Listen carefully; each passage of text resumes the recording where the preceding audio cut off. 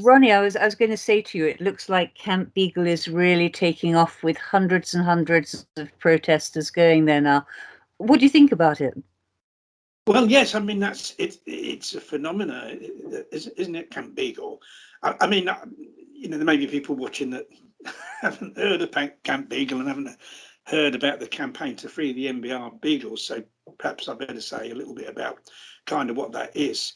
There's a place called MBR Acres, which is near Huntingdon in England. If people are watching from from other countries, it's a place that breeds beagles for supply to laboratories, and there was an undercover footage of workers there taken, and these people were basically abusing the dogs, and the dogs are being transported in crates to laboratories.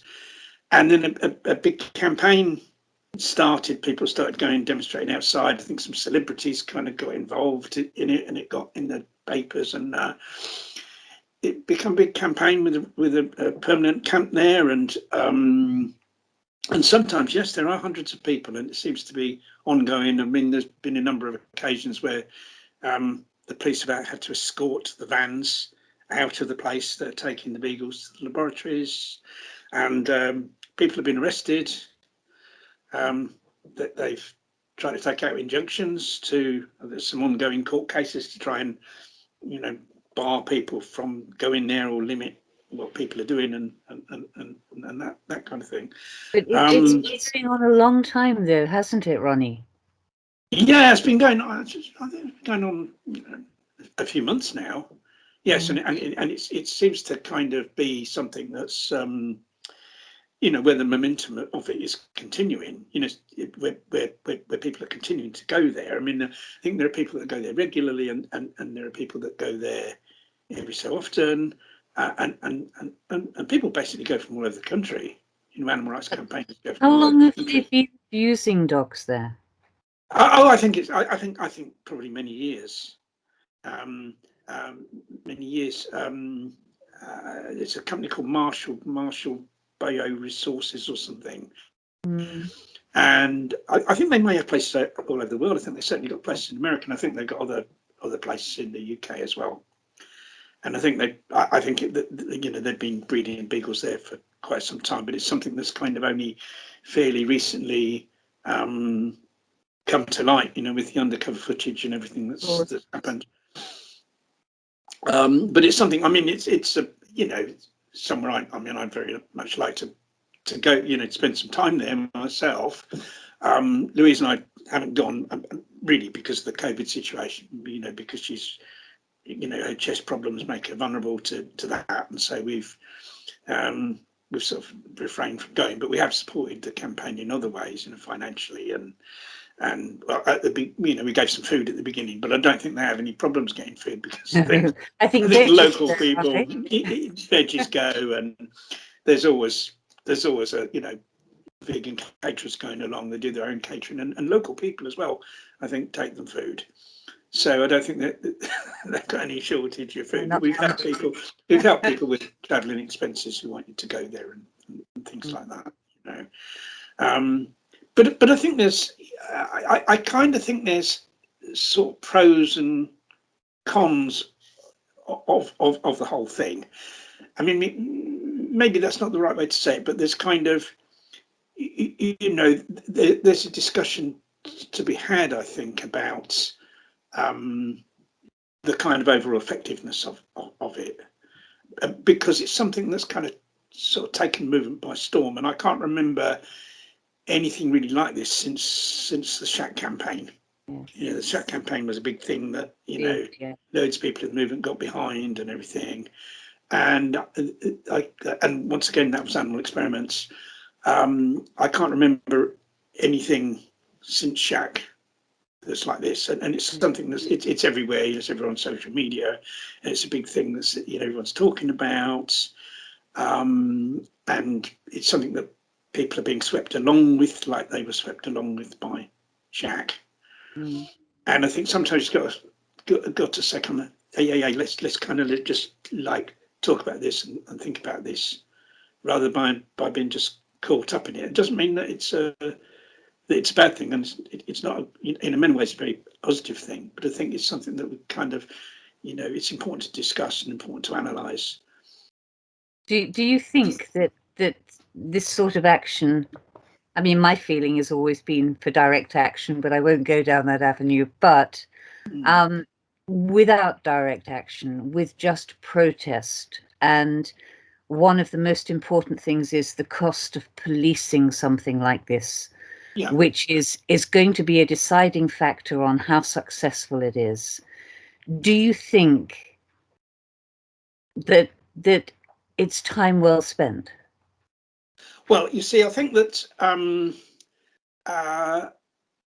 it's one of those things where you kind of look at what's the aim of the campaign. I mean, the title of the campaign is Free the MBR Beagles. I mean, people want the place closed and the Beagles taken out there, and that's great. I mean, those Beagles should be freed. All these places should be closed.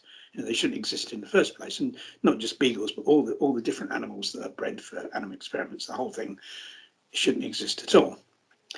But you're kind of talking about a situation where, I mean, first of all, if that place was closed and the Beagles were taken out of it, then that's great for those Beagles.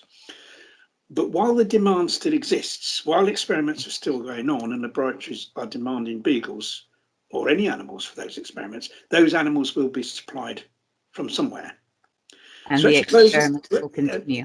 Yeah, actually closing that place down and getting the Beagles out, overall, just taken on its own, won't result in any kind of net saving of the lives of animals, or because other Beagles will suffer in their place. I think this is the trouble, is where you attack the supply and you don't attack the demand. That's the difficulty. And even going back to the Shack campaign, Shack, when you look at that campaign, that kind of came out. It ended up with a campaign against Huntingdon Life Sciences. But before that, the campaign, the same people had been involved in campaigns against animal breeders, places that were supplying animals to laboratories. Either the same people or other people involved in those campaigns that were successful, like the Hillgrove Cat's Place closed. Yeah. The guinea pig farm, didn't it, closed? Where they dug up Gladys, and all that. What was the name of that place? But that closed, and there was some place called Perrycroft Lodge that bred Beagles over in Worcestershire. That closed down, and Harewood Inn, that was another one in Herefordshire, I think. Beaglebury closed down. Big successes in closing those places down. But did that actually result in any animal? Did that result in reduction of the number of animals killed in vivisection labs, or were those animals just replaced by other animals from somewhere else because the demand? And this is the trouble when you attack the supply and not the demand. And the same with Huntingdon Life Sciences. That Huntingdon Life Sciences is a contract research laboratory. Like, there's a lot of contract research laboratories. And there are campaigns against them. There's a place in Ledbury in Herefordshire called Sequani, and there's been a campaign against that place that's been going. We used to be very, very, very involved in that sort of years ago, when it was a different company that ran it. And so what happens is companies that don't have their own laboratories pay the contract laboratories to test stuff for them, right? So if you close one contract laboratory, what's going to happen? They're going to go to another one. So that doesn't close in, one place, unless you close place after place after place after place.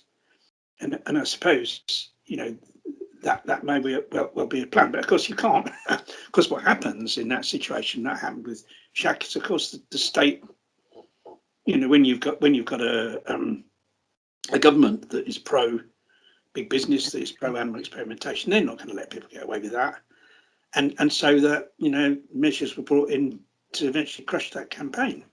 You see, because they saw where it was going. It was a domino effect, wasn't it? You've got to stop this. Yeah. We've got to stop this, somewhere, and so it was that's proving too effective. Yeah, and of course that's what will happen, and it's the same thing that happened with the Animal Liberation Front, really.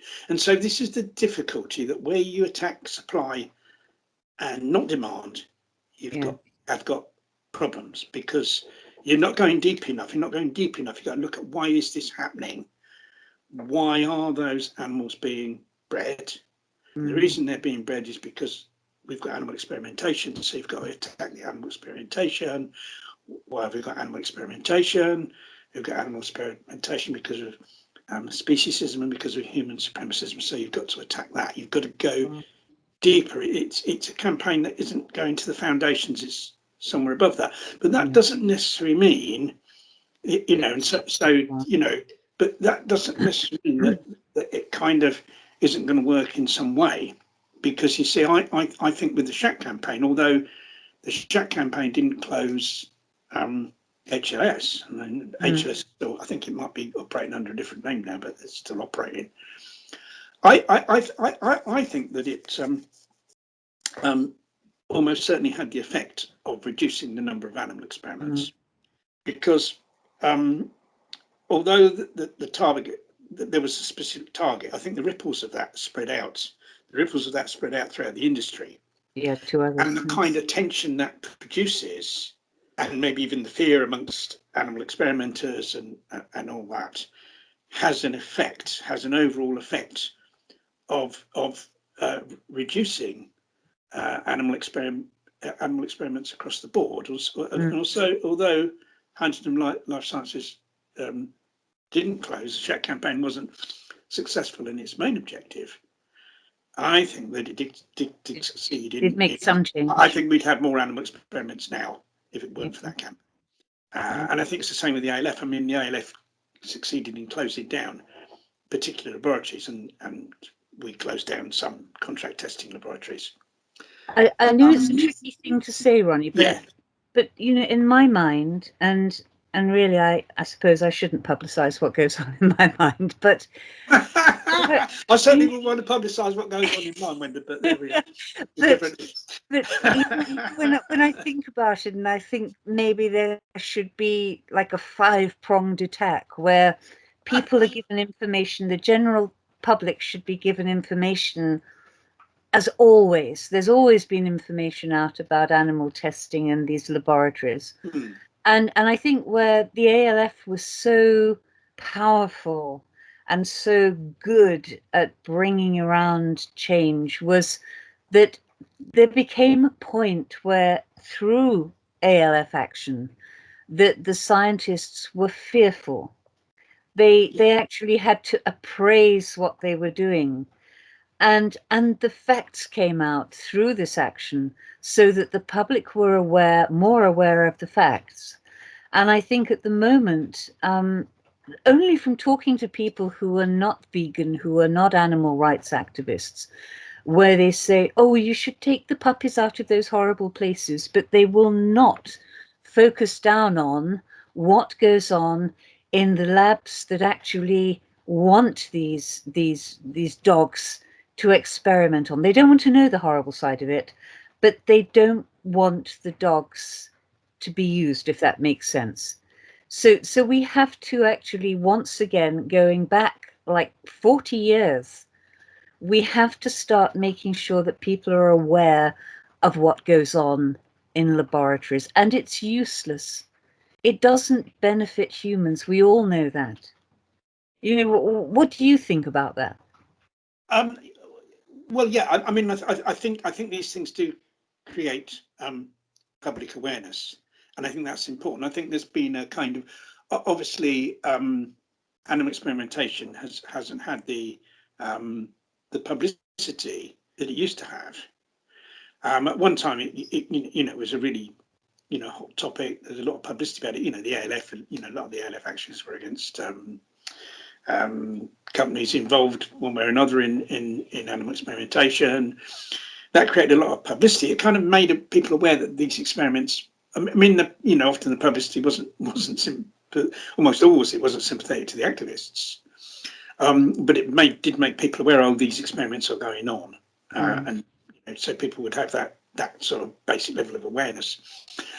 And I think in more recent years, kind of what's happened is there's been, animal experimentation has kind of more faded into the background because of the upsurge of emphasis on vegan education. And in a sense, I think that's understandable. If you look at in this country, there are probably 3 or 4 million experiments on animals every year. The number of animals that are slaughtered for people in the UK to eat is 8 billion. So you've got a differential of 2,000. You've got 2,000 times more animals suffer and die for people to eat, and that's quite unnecessary. We could all be vegan, of course. That's 2,000 times more animals that suffer and die in laboratories. And if you look at the worldwide figure, basically every second, about 50,000 animals might be more slaughtered to feed humans. The number of animal experiments annually throughout the world is about 50 million. Whereas the number of animals slaughtered for food is trillions. So you've got this huge differential. So it's kind of not really surprising that there's more emphasis on vegan education. And the other biggie as well, that's even bigger than animal experimentation, is adverse human impact on the environment. Billions of animals are dying. Billions of animals are dying because of the climate crisis all the time. I mean, there's this thing about there were some seabirds, large number of seabirds found dead off the coast of northeast England just recently, and they're saying they think that's because of the climate crisis. There's the fires.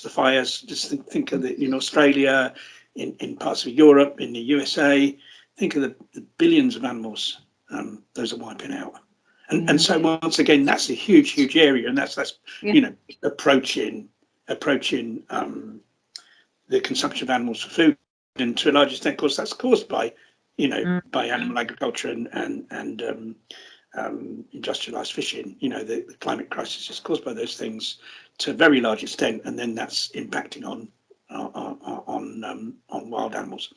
And so those are the two biggies, and kind of animal experimentation. Everything else is kind of, compared with that, is like comparatively small. I mean, it's not small for the individual animals that suffer and die, of course.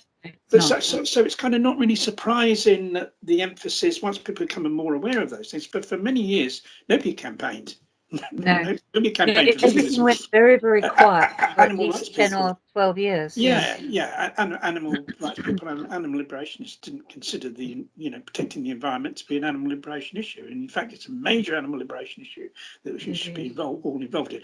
And so those things have kind of overshadowed animal experimentation. And it's kind of, it's not really surprising, is it? That the emphasis has been on the bigger areas.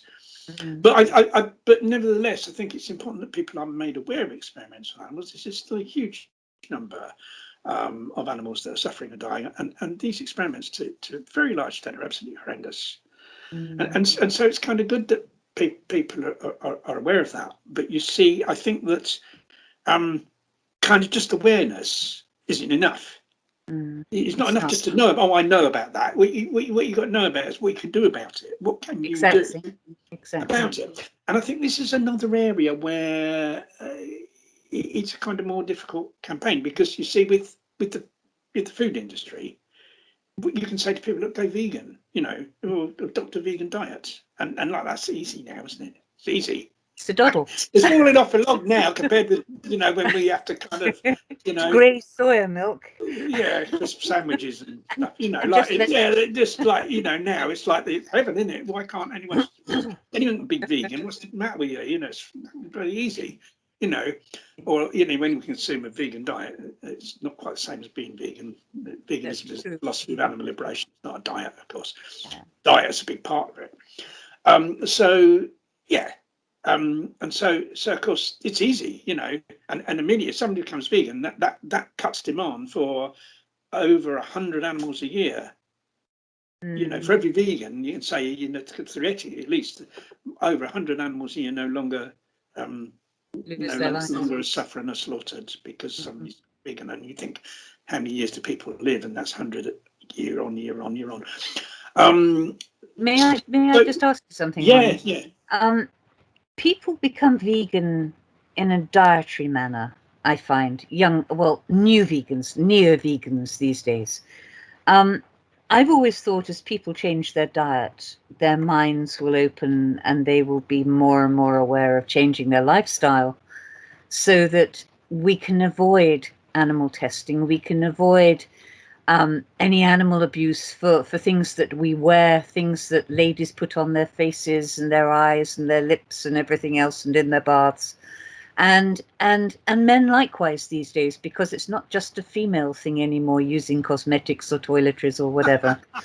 But it's not a thing for me, really. Well, no. Well, I mean, younger men.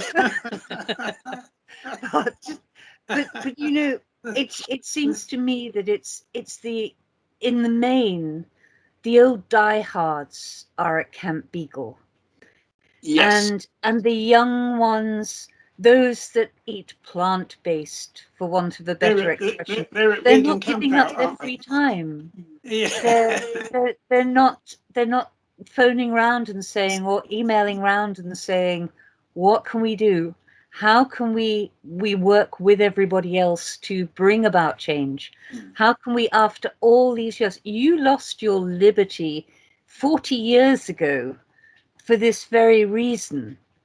And nothing has changed. We are still using innocent, for want of a better word, animals, creatures, primates, the works, rabbits, you name it, supposedly to benefit us. And it's not just life-saving things. They can, the testers and the abusers can get away by quoting, well, it's going to save your life one day, perhaps. But with cosmetics and toiletries, which is a very big part of the testing program in the world, we're no further down the line. They're still testing on animals. No, I mean, first of all, I don't think there is a better word than innocent. They are innocent. It's humans that are guilty. These animals live in a state of innocence. Yeah. Humans are the guilty ones. I think it's very important to emphasise that. I think the thing is, yes, I think that's true. I think there's been, and this is something that we can, I think, cover in more depth in there's a whole other discussion can be devoted to why this is changing in young people, because it used to be all young people that are activists, and now it's all the kind of older people. And then there are several reasons for that, and I think that's a kind of whole other episode of whatever. Yeah, yes.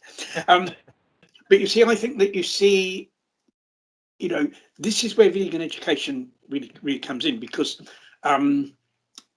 people talk about my journey to veganism. You get my vegan journey, and people think that there's a journey to veganism. But to me, it's that's kind of, in a sense, doesn't make sense, because see, veganism is fundamentally philosophy. Veganism is philosophy of animal liberation.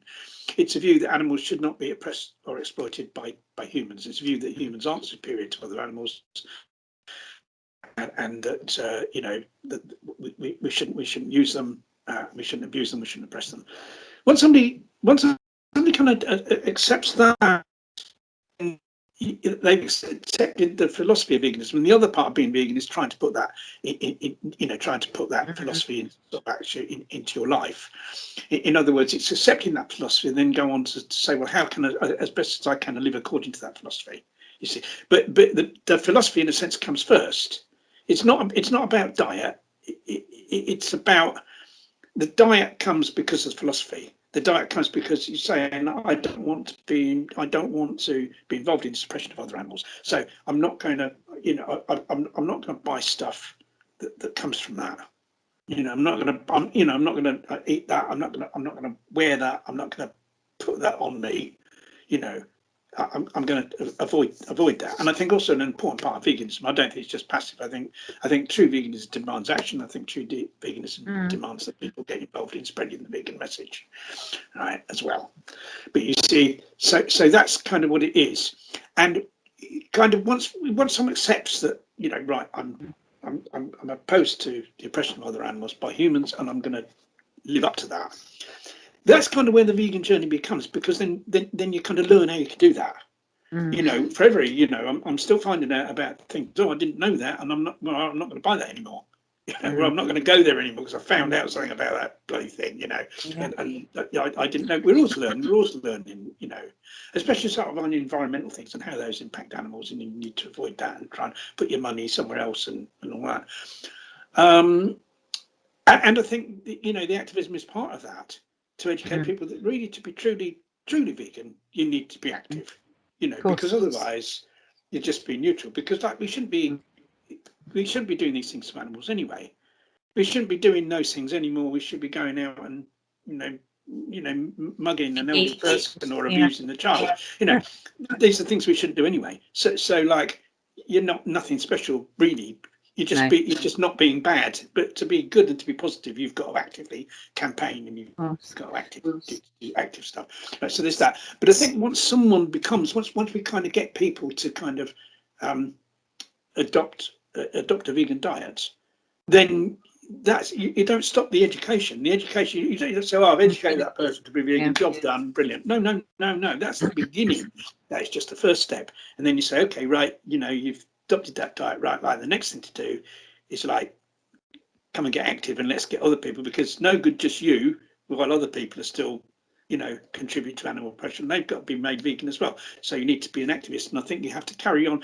The vegan educational process has to still carry on with people even after they've adopted the vegan diet, and that in a sense is, and once again, this is also probably a subject for a future discussion.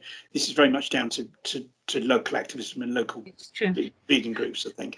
But sorry, Ronnie, in the main, if people become vegan and they still want to learn more, to educate themselves, but they don't fancy the thought of standing outside animal suppliers like the Beagles, they can do so many other things, can't they? They can get active in many ways. Yeah, absolutely. And this is something I kind of want to get back to, because I don't want to go straight too far away from the Beagles. Camp Beagle and the campaign. Is that, you see, going back to this thing about people, it's not enough for people to be against something. You know, you've got to do something. Yes. To kind of make a difference. And it's a question of like, how do you, and you know, this has created huge sympathy amongst the public, because I mean, because it's Beagles. You know, if this was a rat and mice place, you wouldn't get none of this. You know, because it's Beagles, they're sweet little dogs and all that. Like, just, as long as you don't have food anywhere near them, because they just eat anything. I've had a few experience with Beagles, like eating half a cake that a friend of mine had baked for her sister's birthday. Oh no! A Beagle ate the cake just before she was due to take it around. Yeah, and they do. They like, you know, but you know, anyway. So but you know, yeah, they're cute dogs. People, you know, and yeah, you know, and there's kind of nothing wrong in that sort of being used as a hook to bring people in. I don't think. But like then you sort of in terms of, because like a kind of saying about, you know, earlier, this is attack on supply, and the problem with attack on supply is you cut off one avenue of supply, and while other avenues still exist, because the demand remains the same, it actually, in the overall picture, makes actually no difference. One lot of Beagles are saved and another lot are killed instead. I mean, basically that was what happens.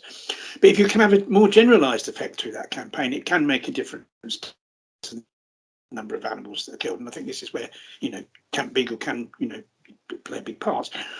But in terms of educating the public, you know, the awareness and the concern that's been generated amongst the public, but you know, by all the publicity surrounding Camp Beagle, this can kind of be used to further the educational effort. In other words, but people need to be told what they can do, and this means that I think that, you know, it's got to go out from that camp, and I think some people are doing it. I mean, a friend of mine did a story recently where she got people to sign petitions against Camp Beagle, there's a petition going around. They want the government, they want the place closed, but the government to do like an investigation into animal experiments. You know, so it's not just the beagles; it's all animals that are kind of spared. You know, and at her stall, she was giving out leaflets about, well, what can you do about animal experiments? And one of the things that, you know, there's a couple of things that people of individuals can do. I mean, first of all, they can boycott charities that fund animal experiments. You've got people like the British Heart Foundation, Cancer Research UK, Alzheimer's Society, and all these, right? Animal Aid have a website called Victims of Charity, and it lists them all, and you can find out, you know, which ones are okay, which ones aren't okay, right? And so, you know, just giving information about that. That's one way that, all right, it's not going to end all animal experimentation, but you get these you put so much pressure on these charities, you deprive them of money that they can use to fund animal experiments, and they think shit, you know, like people are boycotting us because we're not, and you know, funding animal experiments, so they might think, well, all right, we won't do it anymore. Or we put our, they'll find another way of experimenting, but not on living creatures. But not on animals. And this is the other way people can help, is to support organisations like Animal Free Research and Safer Medicines and organisations like that actually fund research that doesn't involve animals. So important. So you know, those are two ways in which people can, you know, can help, you know, can do something just themselves, where they kind of, you know, all right, I don't want to go on a demo and all that, but there is something practical I can do. And the other thing, like kind of a deeper level as well, because the other thing that she was doing, my friend who did the stall, was she was giving people booklets about veganism as well. She was giving them Animal Aid do a very good booklet called Plant-Based Cooking on a Diet, and it sounds like very kind of non-controversial, nice picture of food, but it's like, I call it a Trojan horse, because like people go, oh, you've given me a lovely recipe, thank you for signing my petition, here's a lovely recipe book with, you know, oh, thank you very much. Oh, it goes through it, and like towards, you know, a bit further along, there's all information about why it's wrong to press animals, why you should go vegan, right? That she gave them that as well as so they had information about what they could do personally against animal experiments, and also about why you should go vegan, right? And the thing is that what you're kind of doing, what really, how we're going to end animal experiments is for them to be abolished, for us to have a government in power that will say, right, we're going to ban them, right? And the only political party really that has that as their philosophy at the moment is the Green Party. And so they're not, you know, the Green Party is not likely to kind of become the government, although perhaps one day they could become part of the government. If everyone got together and Tories out instead of, you know, splitting the vote, you know. But that's another thing as well. So basically, you know, if you change someone's mindset, you know, how they look at the world, how they look at animals, you kind of maybe quite likely change the way they vote as well. So you know, there's a list of candidates for election, and one of those is kind of more favourable to animal protection. They're more likely to vote for them, and so you don't just change, you know, how people make a difference for their lifestyle. You also kind of change how people make a difference politically, but educating people. So in a sense, the key to actually ending animal experiments is vegan education. The key to actually ending it altogether is we have to have laws, and how to get those laws, you have to have the right people elected. How to get the right people elected, you've got to get people vote for them. How to get people vote for them, you change how those people think, so the people will vote for the ones that care more about animals. And so in a sense, it all comes back to vegan education. If we really want to end animal experiments, right, we have to educate people to go vegan. But you see, something like the MBR Beagles campaign can be a vehicle for that, because you see people are attracted to that stall. It's something that's newsworthy. She had pictures of the beagles on the stall. People go, oh, I've heard about this, I think it's terrible, oh, I'll sign the petition. You know, it attracts people. They come up. If you had a stall that said go vegan, you wouldn't get as many people. No. It's once again, it's a Trojan horse. Once again, it's a tactical use of a popular single issue campaign to attract people, and to because those people care about some animals, all right, you could give that leaflets to everyone in the street, but a lot of it would be wasted because, Of course. a lot of them are going to be, but the ones that do have some concern about some animals are going to come up, and you can say, and then they're already a little bit along that road, aren't they? And you take them further, and so therefore it's like an issue at the moment that can be seized upon for vegan education. And so you're doing two things. Well, you're doing three. You're getting people to sign the petition. How effective it would be, I don't know, but you get thousands of people sign the petition. It might make some sort of a difference. You've got, because it's an online petition mainly as well, obviously everyone should sign. And then you've got that.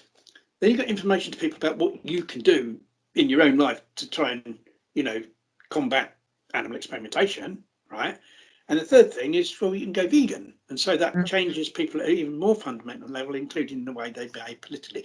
So that that campaign taken to the streets with street stalls everywhere is like, that can have a really big effect because of the popularity with the public of that issue, and because it's beagles. I know some years ago, I mean, my mum-in-law and a friend of hers had some beagles that were rescued. In fact, I think some of them had come from beagle breeding places where the place closed down, and they used to do stalls against animal experiments, and they'd have the beagles with them, and that used to attract masses of people because people would come up and go, "Oh, the beagles used to love it. They'd be fast." Except sometimes they'd steal people's food out of their bag, of course. And then being beagles, they had, one had a woman's fish. I mean, she shouldn't have been having fish in the first place, but the beagle had her fish. So there is a risk in taking beagles on a stall. But it can be, as long as they're all right, and as long as the dogs, I mean, I know dogs you couldn't take into that situation because they're too nervous, but some of them love it. All these people and make me a fuss, and, and that attracted loads of people used to come because of that, but even just having, boards with pictures of beagles and stuff, it attracts people. So it's a very good way of getting the public, of taking the campaign out more everywhere in the country, to get support against animal experimentation, get people to go vegan. And I think this, from that point of view, it's very, very good. And I think it's also important that as the beagles appeal so much, I call it selective compassion. You can talk to people about cats and dogs, and they're up in arms about the horror of so many different things. But then you say to them, primates, or you talk about farming or whatever, and they just go back to sleep again, and their eyes glaze over, and they have no interest. But I think Camp Beagle has the potential for everyone to use it. It has to be used to open people's eyes that it's not just at the Beagle place that these atrocities are happening. Well, that these animals are not being abused so much there by testing, obviously, their supply. But it's a good start for people to really be drawn into what happens in laboratories. It's a gentle way of pulling them in if the facts are used properly. So it's not the only place in the country that supplies animals. As you said, they've probably got 3 or 4 places. My concern is if they shut down here, they're going to move 2,000 beagles to their other places, divvy them up into 3 other sites. Then what? Do people divide into 3 sites? I think this is the problem with campaigns that attack supply. This is the fundamental problem, and people are attracted to those campaigns because you see people tend to have a thing about, and once again, subject of another discussion, but a thing I call, like immediatism. People don't think of like a bigger picture or a deeper cause. They think of what's immediately in front of them. There's a place there, it's got beagles, they're treating them terribly, they're sending them to labs, let's all go outside it, right? Whereas what you've got to think is like, well, why is that? Why does that place exist? What lies behind that? And we need to attack at a deeper level if we're going to actually stop that, if you see what I mean. Like, people tend to be attracted to, like, but let's go. It's a bit like save, of course, yes. Animals are going in these slaughterhouses, let's go outside. Whereas you think, well, why are animals going in these slaughterhouses? It's because people consume animal products. Yeah. So instead of going outside the place, go in the high street, give people the information. You see, exactly. To me, they're kind of they're aiming at the in a sense the supply when you should the demand.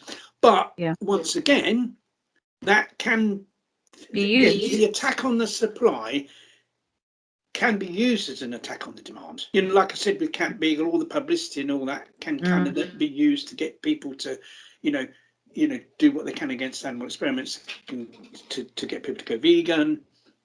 If the people that are doing the save, they take the videos to put that on social media, that, I'm sure that has had an effect of getting some people to go vegan, or, the local slaughterhouse take that into the town centre, show that to people. That's only going on down the road. It's not miles away. It's not in another country, So that you can kind of use that, and I think that people have always got to think, how can I use this attack on supply to affect demand? Because we have to. It's demand that we've got to stop. Demand drives supply.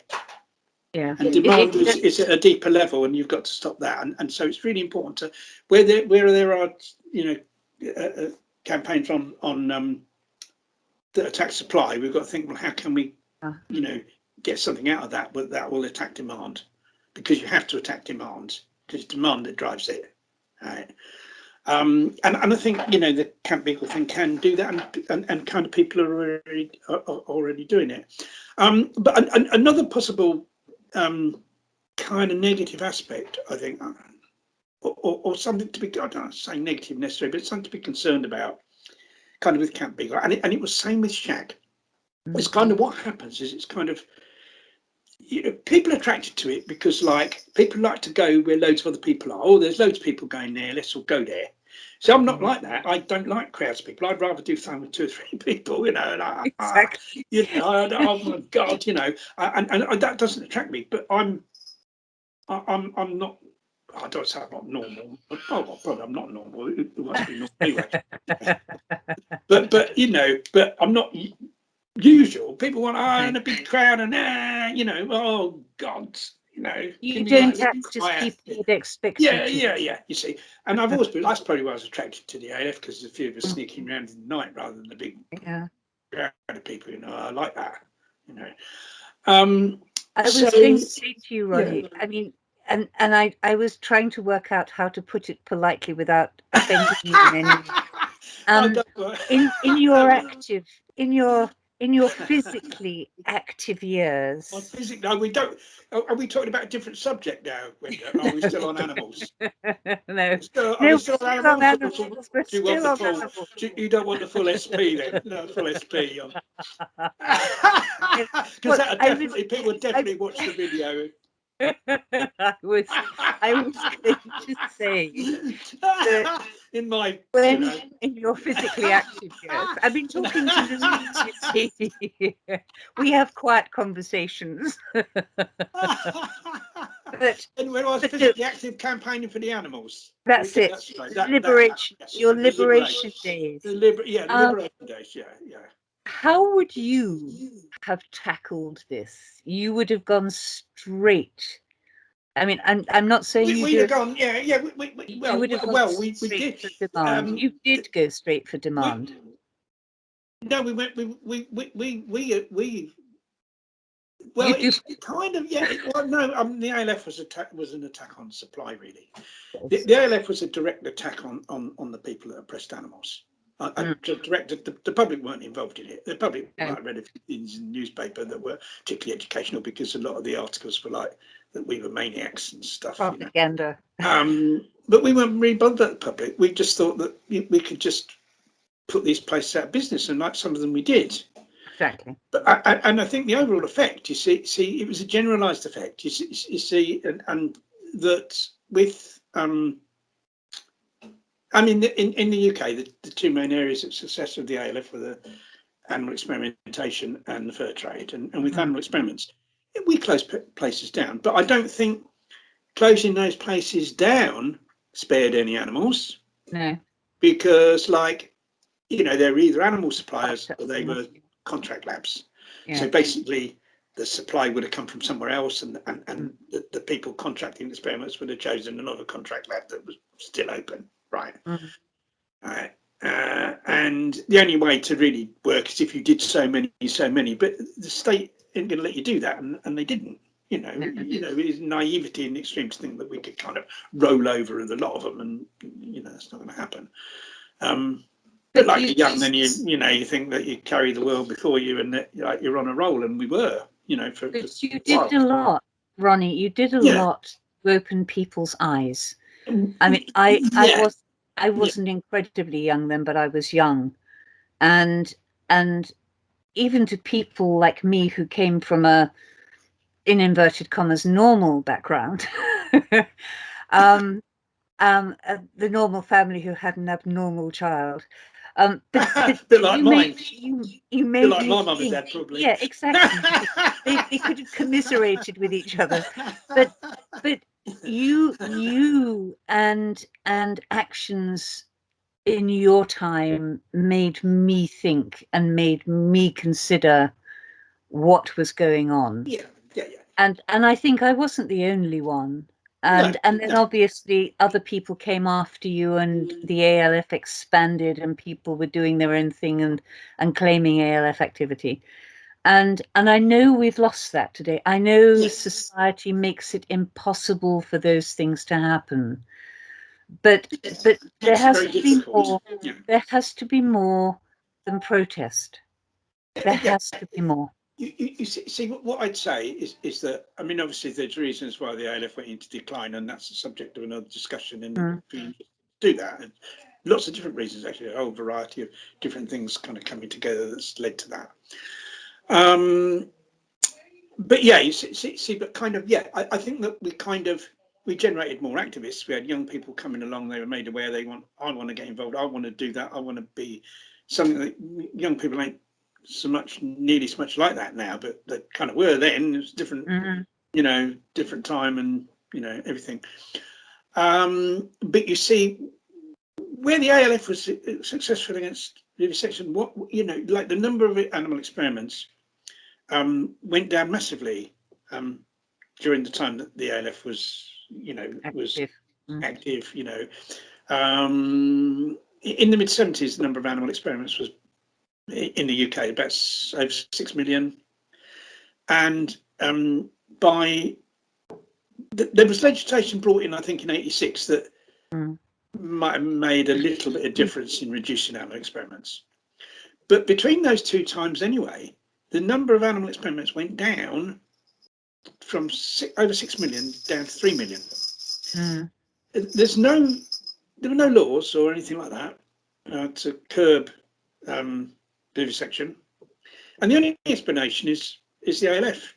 But it wasn't through that we closed places down, you see, because all that did was move the supply somewhere else. It was the generalised effect on the industry. It was a generalised effect of creating controversy, of creating concern, and of creating fear amongst people involved in animal experiments, whether they were the vivisectors themselves, or whether they were the companies and the people that ran the companies that employed them, that wanted the experiments done. And the media played a huge part in that. The media played a huge part by making us out to be far more dangerous than we really were. And so the media thought, oh, great, we'll call these people terrorists, they're maniacs and all that, stick the knife in them. But in actual fact, they've done us a favour, because these animal experiments read that, oh my God, they could come to my house, and there'd be a bomb under my car, and I've got to go with a mirror every morning, look under it, and all that shit, And so, of course, the media did us a favour, and all combined, it kind of led to, I'm sure that's why it happened. So it was the generalised effect, and it was the same as Shack. Although Shack didn't succeed in closing HLS, I think what they did succeed to is create a generalised effect that, and I think there would be more animal experiments today. And I think, so in that sense, people say, oh, Shack failed. No. Yeah, in their kind of stated main objectives, it failed, but I think there was some success to be attributed to that. Raised public in awareness. terms of the general reduction in animal experiments. So, and well, kind of raising public awareness. The ALF wasn't interested in raising public awareness. No, not the ALF. I think the Beagles campaign is different. I think it does has risen public awareness. It's created tremendous sympathy. I mean, ordinary people stop outside that camp and join in and give people stuff and that. And I think this is another positive aspect of the camp. That what happens is people go there because they care about beagles. Oh, isn't it terrible? Dog lovers, so to speak, that go there and they're rubbing shoulders with vegans. And so some of those people, hopefully a lot of those people, will become vegan. Similar to the live exports thing. Live exports isn't like, I mean, live exports, like, it's really a welfareist campaign, because all you're saying is like, we'll eat the animals here, don't send them over there, Exactly. It's kind of like, and I know there are people at the live exports campaign protesting and eating a chicken sandwich, that's how they started. But by the time they had some education and they'd spent time with people who were vegan, they actually stopped eating bacon sandwiches, and I think they found out. And that's another positive aspect of the camp, that people will be veganized by that camp. And that's very, very good. So you've kind of got some, there are some concerns, like I'm saying, the other thing I was going to talk about what I think the camp may be doing, that Shaq did as well. It pulled people away from other things. It pulled people. I remember, in other words, that everyone was wanting to do Shaq. Everything was Shaq. So campaigning about other issues, people campaigning locally about things, a lot of that went, and everyone was Shaq. See?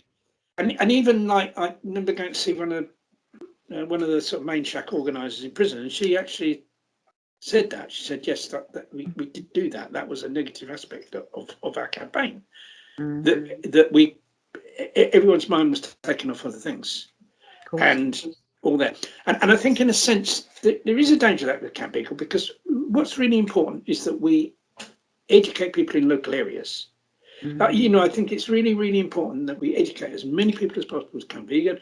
And the way you do that is through, people in their own local areas becoming active, doing outreach, doing campaign, and educate people at grassroots level to become vegan.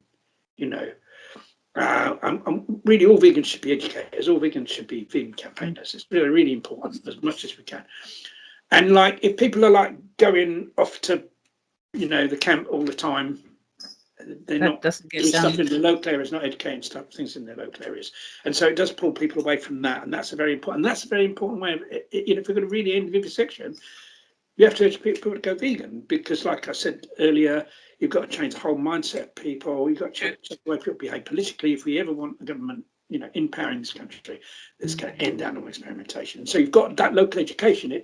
People goes, because political power isn't at Westminster. It comes from local areas. That's where your MP is elected. That goes to Westminster. So who you elect makes so much difference.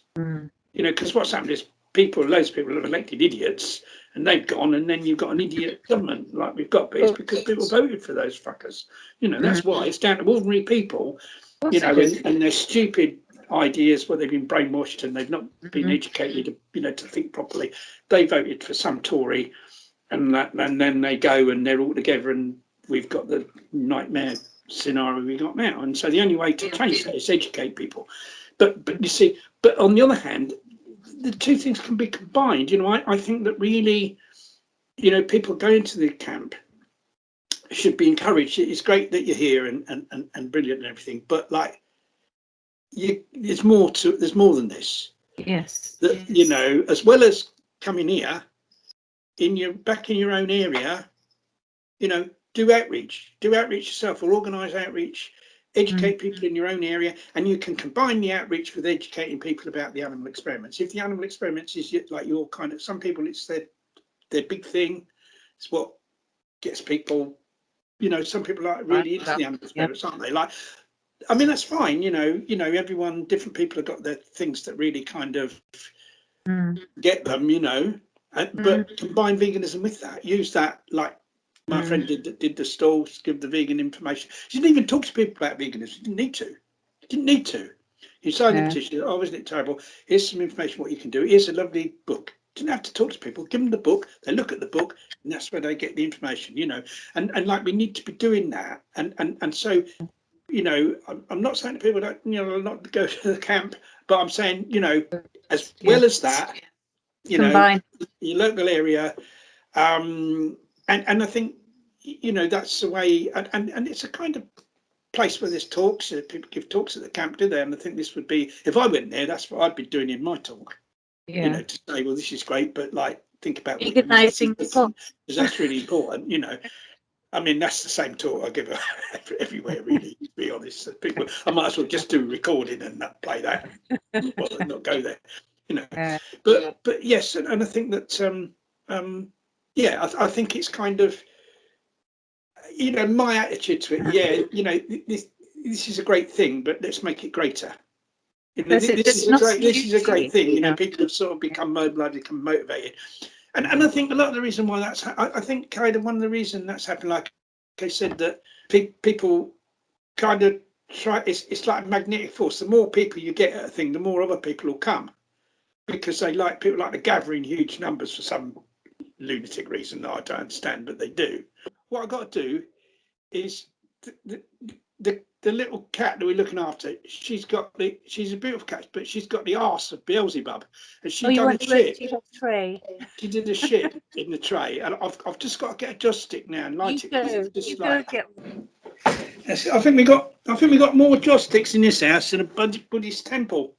Can't be a bad thing. A bloke come here, he thought we were Buddhists. A Jehovah's Witness bloke came and said, "Are you Buddhist?" Because we've got Buddha everywhere, like things of Buddha. Quite a nice image, but we're not Buddhists and that. But he thought we were Buddhists. How lovely! And the joysticks. And the joysticks and everything. Yeah. So we, like I ought to be wearing a yellow robe thing, and then saffron robe. Saffron robe, completely. Anyway, let me just I was saying the reason why I think Camp Beagles proves so popular, so many attractive. I mean, first of all, it's this idea of like people like to go where lots of other people want to go, and it's like it kind of attracts. It's like the bigger it gets, the more people want to go. I mean, that's kind of not. I'm not attracted by big numbers. I'm not like that, but I think like kind of most people are, and I think that's why people are attracted to that. There's loads of people there. Let's go. Whereas if there's only two people, oh no, we won't go there. Right? And so I think that's the reason. I think the other reason is COVID. I think because people have been restricted, they've been kind of held back, and not been able to do very much. And suddenly this happens, so, hey, we're going to do something. Let's all kind of go there. But then I kind of also think there's a risk in that. I'm hoping all these people are doing like lateral flow tests before they go, because that could really be a super spreader for oh my COVID. Goodness, can you imagine? And I don't think people should take any chance. I mean, there's a lot of conspiracy theories and things going around about COVID, but like, why take a chance? Why take a chance on it? What if you might not believe it's true, but what if it is, and you might be fucked, might you? So just be careful, take a lateral flow, think about other people, take a lateral flow test before I go anywhere. Like I went to repair, repair cafe in one of our local towns, which is great, and we got this old alarm, 1950s alarm clock weren't working. I took it there. There's elderly people there doing it. I'm there. I've done a test before I go, wore a mask, everything, because otherwise, what if I've got the thing and I give it to one of them and they die? You know what I mean? So you've got to be responsible. You've got to be responsible in these things. You've got to err on the side of caution, whatever you might think. Exactly. And so I'm just hoping that people are careful, that the people are all crammed together there. It's in the open air, but they are close together. It could be like a real bad thing for spreading COVID, and I just hope that people who take tests before they go there, be responsible, to other people, that's what I'd say to them with regard to that, Going from people to animals again, yeah. Ronnie. A well-known activist, sort of from our era, said to me the other day, I'm worried about what's going to happen to the wildlife with all these people standing on verges and banging drums and making a lot of noise. Has nobody thought about it? And I sort of grinned and said, "Oh, that's interesting." But I thought about it on the way back, and I looked at a lot of the film, and the noise is atrocious. It's wonderful, but as far as wildlife is concerned, it's quite something. And there are lots of people by the hedges and the trees and on the grass. And to be a perfect vegan, one would have to consider that. And so I've gone from something like smirky smirk to, yes, that's a valid point. And the more people go there, and the more police vans and things that have to go there, then the more harm environmentally to those handful of wildlife, or 3 handfuls of wildlife, could be quite disastrous. Yeah, I mean, I don't know the exact layout and how close things are, but yeah, I mean, yeah, I think that is a point, and I think that's something that needs to be taken into consideration. I mean, noise. I mean, I can't stand noise. No, How long I'll be able to survive. I mean, my mum-in-law suffers from tinnitus, so she has to have background noise. So you got the telly on, got the radio on all the time, and to be quite honest, it sometimes drives me mad. When they went away on holiday a couple of years ago, it was off. The telly was never on for a week. The radio was never on for a week, and to that, like, I missed them, but it was heaven. Yeah, the quiet, to sit in the garden and listen to the bird song in silence and not have like a load of human fucking noise. exactly. And that was one good thing I thought about, like when we had the real, big lockdown, like when it all first started. I loved the silence of it. There's hardly anyone around. I did. Yeah. Why have we got this thing about bloody addiction to noise, and people having to listen to some shit radio station all the time, and they have to, like, as if they can't. I don't want to. I can't stand to have my own thoughts. I've got to have this thing going into my head all the time with this bollocks, and I don't like. It would drive to me like constant. I mean, somebody said the same actually about the Animal Rights March, and that's another whole subject, isn't it? The other, like what happened with this year's Animal Rights March, and the people not entirely happy about how it was compared with previous ones. But apparently, I didn't go. Apparently, there was constant drumming. This is what is supposedly happening at Camp Beagle. Drumming on those things can be, if it's constant, this is the effect. You can sometimes part of the march drumming. It's all the time, and that's the same. I mean, drive me. I really don't like constant noise, and I hate it where you can't talk to people because of noise. Because you can't have a conversation with people because there's so much noise going on all the time. I remember when I was a kid, like, I never went to discos, couldn't stand them. The only disco I went to was at our local football club. They used to have a regular disco. I used to do the washing up. I never went in the disco. They paid me a little bit of money, and I was in the back room, like, doing the washing up. I never went in. I can't stand that fucking noise. And how can you can't talk? You can't have a conversation with people. What's the point of it? I can't. You know what I mean? I can't understand it. I was watching a protest that the 269 guys did in Israel quite a few years ago now, and it was absolute silence. They stood in rows and they bowed their heads, and there was silence. You could hear a pin drop, and it was so effective because nobody could challenge the silence. And I sometimes think it would be a wonderful thing to implement over here. If everybody at Camp Beagle even just stood one day unexpectedly, instead of drumming, and just stood in lines and put their heads down, that would freak the plods out. I mean, I don't know. I mean, I think, I mean, I kind of don't really know what the point of all the drumming is, to be honest. I can understand someone playing an acoustic guitar and singing a song, people joining in, but bang, bang, bang all the time. I don't know what that's all about, to be honest. I think it probably emanates from tribal warfare, where you bang a drum Yeah, I mean, it can be very. I mean, I know on Animal Rights March, I've been on them, like, and at one part of the march, there's been drumming, and it's very atmospheric, and it kind of does fill you with some kind of. It is emotional. It fills you with a. It does. Determination. Yeah. Create a feeling. Yeah. But one of the reasons it does that is because it doesn't all the time. It's done at a particular time. Yeah. Of it, and so that it adds to the effect of it. You see, exactly. But once again, there you're not out in the countryside. You're in a city environment and everything. So the effect on and that's noisy there anyway with all this stuff. So you're not having the same effect. So yeah, no, I think it is a concern. I think that I mean. It's up to the people there because I mean, as I said, I'm not yet there. I don't know the layout, and so it's up to people. And that's let's hope that is at least taken into consideration because I think that we kind of quite often, there's a focus on the one thing. This is the objective, like the focus on it, and like other things to the side of that might also be affected aren't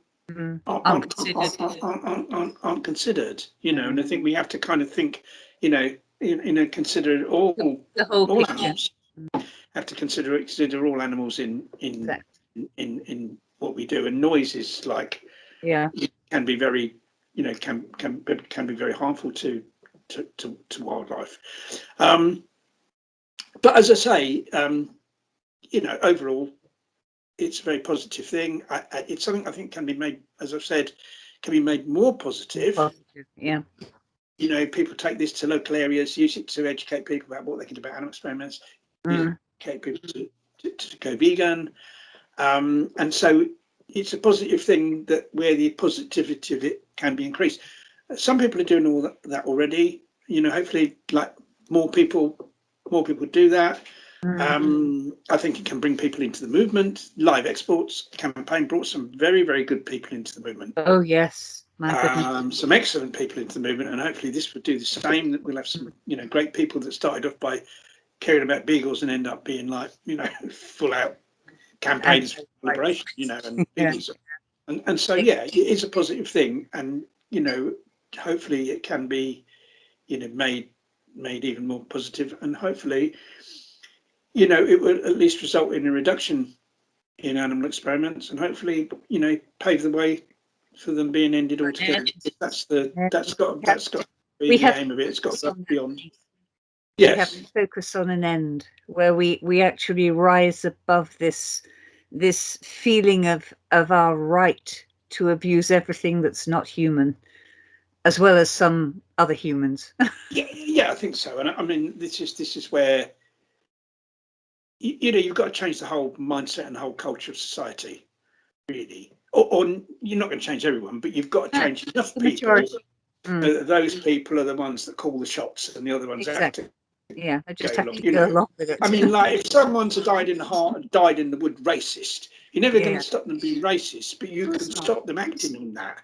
They can be quietly racist in their own mind, but as soon as they do anything, straight bang on top of them, their feet don't touch the ground. They're not allowed to exhibit that. They're not allowed to use it.